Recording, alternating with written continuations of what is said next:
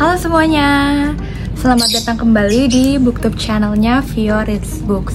Kemarin malam aku sempat bikin polling di Instagram story aku, apakah aku harus bikin reading vlog selama baca buku Toko Kelontong Namiya.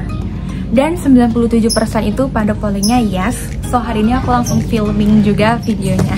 Menurut aku pribadi, buku Toko Kelontong Namiya ini yang lagi hype banget saat ini di karyanya Keigo Higashino.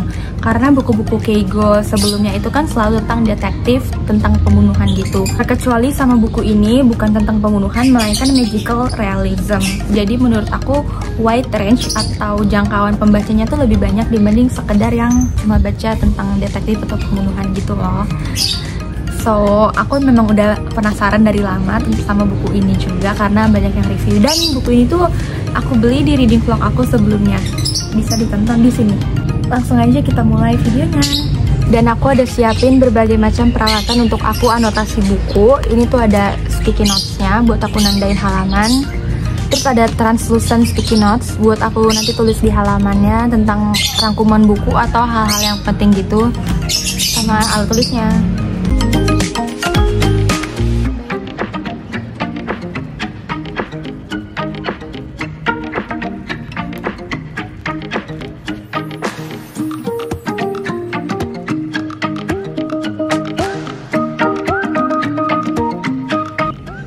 Update, aku berhasil baca sampai halaman 36 dan udah ada 3 bagian penting yang aku tandain gitu. Jadi buku ini tuh menceritakan 3 orang tokoh bernama Shota, Kohei, dan juga Atsuya. Mereka bertiga ini tuh pengangguran, gak berpendidikan, dan lagi mencuri sebuah mobil. Dan ternyata mobil yang mereka kendarain itu mogok, sehingga mereka harus tinggal dan mereka bermalam lah ketemu di tempat namanya Toko Kelontong Namiya. Toko Kelontong Namiya ini tuh udah gak berpenghuni, udah kosong dan juga udah banyak berdebu gitu. Tiba-tiba aja ada sebuah surat yang datang di kotak susunya gitu. Dan secara jelas salah satu tokohnya tuh ngeliat kalau surat itu tuh dimasukin, bukan udah lama berada di situ loh.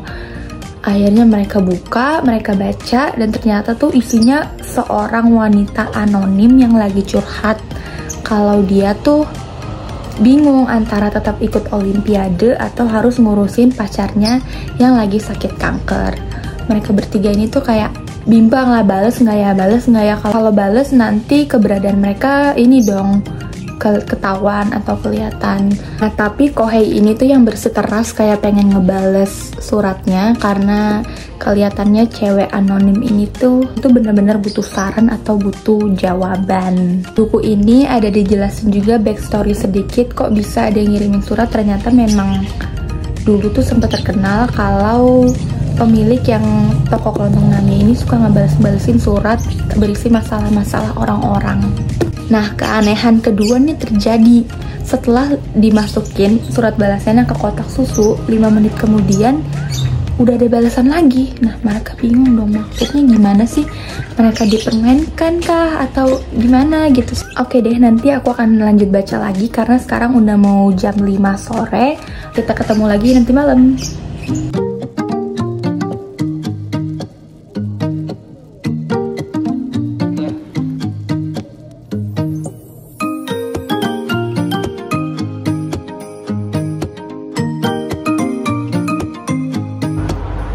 Hai, sekarang aku udah pakai baju tidur dan sebelum tidur tuh mau lanjut baca dulu.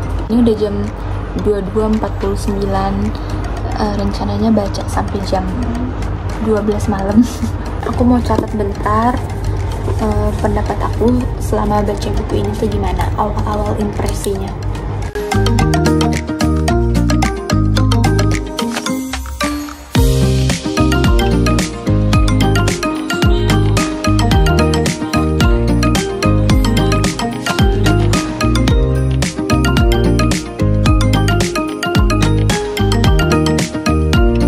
Aku menemukan hal yang menarik. Jadi selama mereka bertukar-tukar surat ini kan langsung dapat balasan gitu kan. Terus ada satu waktu ini nggak langsung dapat balasan, tapi kayak cuma sekitar 5 menit baru dapat balasan lagi. Dan dalam surat itu si anonim kelinci bulan ini bilang, maaf banget kalau aku belum balas suratnya selama 1 bulan. Jadi kayak 5 menit di tempat sekarang tuh sama kayak 1 bulan di masa lalu. Jadi aku kepo sih sama gimana perhitungan waktunya di dunia ini. Sama nih aku sekarang tuh udah di halaman 58, jadi makin kerasa gitu karakter setiap tokohnya nih 3 ini. Aku ngeliat kalau si Atsuya ini tuh lebih ke suka nggak bisa nahan emosinya, terlalu memikirkan rasional dibanding pakai hati. Oke, lanjut baca lagi.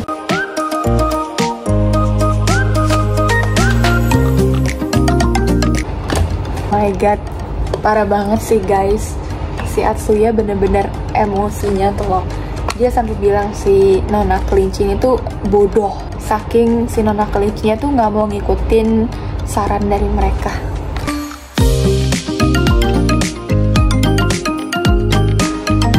Bab 1 selesai guys. Sekarang ada di halaman 71, masuk ke bab 2. Judulnya Alunan Harmonika di Malam Hari. Ending dari surat Nona Kelinci tuh ya lumayan emosional, lumayan heartwarming sih. Kalau aku renungin lebih dalam lagi, kekuatan cinta memang dahsyat. Guys, aku kebablasan bacanya. Sekarang udah jam 12 lewat 45 menit.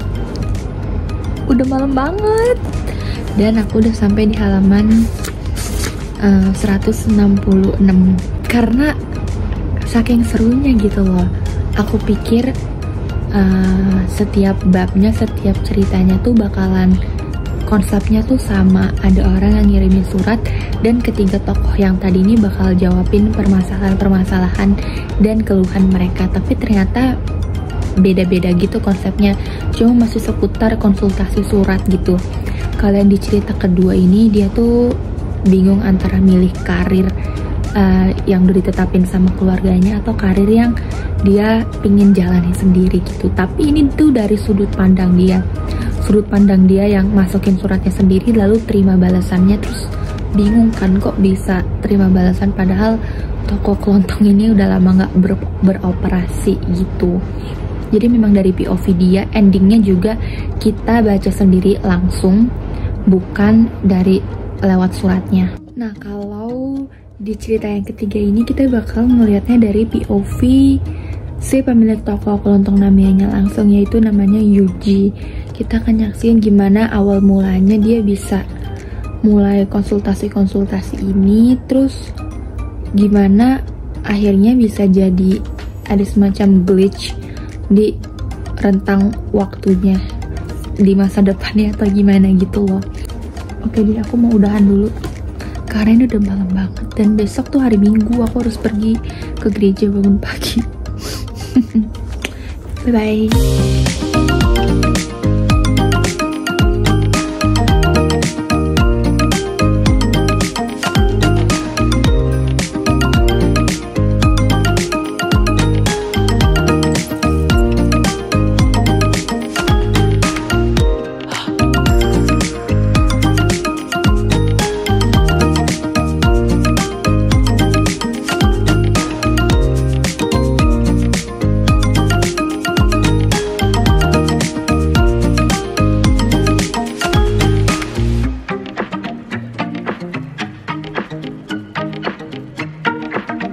So, sekarang ini aku lagi banyak banget bacain surat-surat.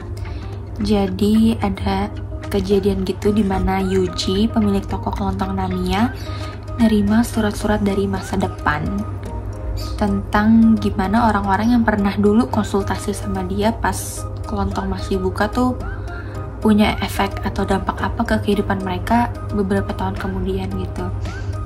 Dan satu hal yang aku notice tuh cerita-cerita di sini, surat-surat yang ada di sini semuanya heartwarming. Kayak punya sisi sedih, sisi yang bikin pilu, sisi yang kadang-kadang juga bikin ikut terharu ya. Karena wah, sebuah perkataan, sebuah saran, sebuah nasihat tuh kalau memang lagi dalam keadaan bimbang, lagi punya masalah, lagi tidak bisa membuat keputusan, itu punya efek yang besar, yang dahsyat, seperti yang kayak Yuji, pemilik toko kelontong Namiya tuh bisa berikan kepada orang-orang yang sedang membutuhkan hal itu. Nah, aku pikir that's nice ya. intensinya tuh sangat-sangat baik. Ini aku udah setengahnya, ini udah segini.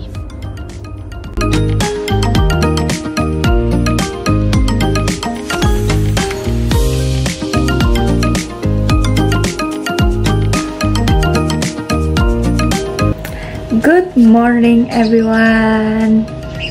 Enggak deh, ini di jam 12 siang, which is kesiangan bangunnya. Dan hari ini tuh hari Waisak, tanggal merah, artinya nggak ada kerjaan. Jadinya hari ini aku akan dedikasikan waktu aku untuk selesaiin baca Tokoh Kelontong Namiya. Oke? Sekarang tuh udah halaman 252. Total halamannya itu 398, anggaplah 400. Berarti aku masih di sekitar 150 halaman lagi untuk selesai.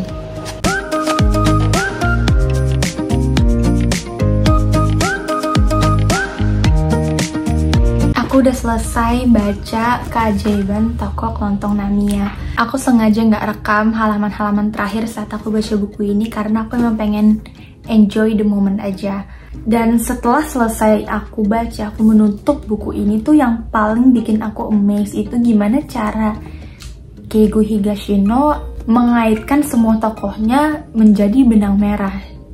Jadi pada akhirnya mereka semua tuh kayak ada kaitan tersendirinya gitu. Yang menurut aku tuh mulus banget.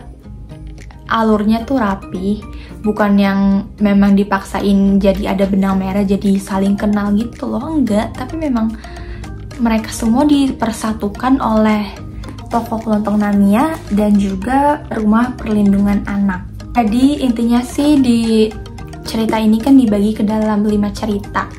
Dan kalau yang udah aku rangkum, udah selesai aku baca nih, 2-nya ditulis sama 3 tokoh pertama kali yang diceritain buku ini, sama juga 3 konsultasi lainnya itu memang ditulis sama si kakek Yuji-nya langsung, pemilik Tokoh Kelontong Namiya. Dan gimana ya, walaupun semua tokoh di sini taunya semua si kakek yang nulis gitu, tapi memang setiap konsultasi atau nasihat-nasihat yang dikasih ini membantu kehidupan mereka secara tidak langsung. Yang paling bikin aku merenung tuh emang itu, kalau semua orang tuh ternyata memang butuh didengerin, atau kadang-kadang ada yang nulis mereka emang udah mantapin hatinya tapi memang lagi cari pembelaan, lagi cari dukungan dari sebuah surat. Kalau jujur, kalau misalkan boleh egois tuh aku paling suka cerita terakhir, ceritanya si Harumi gitu, karena itu ngikutin duniawi banget nasihatnya, bikin kaya raya. Tapi kalau untuk yang paling sedih sih ceritanya Kosuke, itu detailnya aku kurang suka sama bagian endingnya gitu. Jadi yang menempati hati aku untuk cerita paling sedih itu di ceritanya Katsuro, karena pengorbanan dia luar biasa. Terlebih aku suka gimana perlakuan orang tuanya Katsuro. Aku gak akan ceritain satu-satu lah masalah kelima tokoh utama ini tuh gimana. Yang pasti banyak pelajaran hidup yang bisa diambil dari kisah mereka. Kalau boleh jujur ya, aku nggak menemukan kekurangan di buku ini. Tapi kalau teman-teman ada yang misalkan suka kurang sabar gitu atau nggak suka repetitif, beberapa kali di sini tuh ada yang direpetitif karena memang ini tuh dibagi ke dalam 2 masa gitu. Jadi masa lalu dimana waktu mereka masih remaja gitu, saat mereka pokoknya masih konsultasi, saat si kakek masih hidup, sama di masa yang sekarang dimana udah 33 tahun kemudian mereka udah dewasa, udah merasakan dampak dari nasihat itu. Jadi memang, dan juga ada ketemu benang merah dengan tokoh lain kan, jadi memang ada beberapa tuh yang diceritain lagi. Cuma menurut aku sih itu nggak apa-apa, karena memang inti dari buku ini tuh kedetailan latar belakang masing-masing tokoh tuh gimana. Jadi memang kita kayak emang ikut kenal sama ceritanya, ikut kenal sama semua tokoh yang diceritain gitu. Jadi pengen ikut kasih advice juga ke mereka. Cukup sekian penutupan dari reading vlog Keajaiban Tokoh Kelontong Namiya by Keigo Higashino. Thank you sekali untuk teman-teman yang sudah ngikutin aku dari 2 hari yang lalu sampai hari ini baca buku ini. Sampai jumpa di reading vlog selanjutnya. Dadah!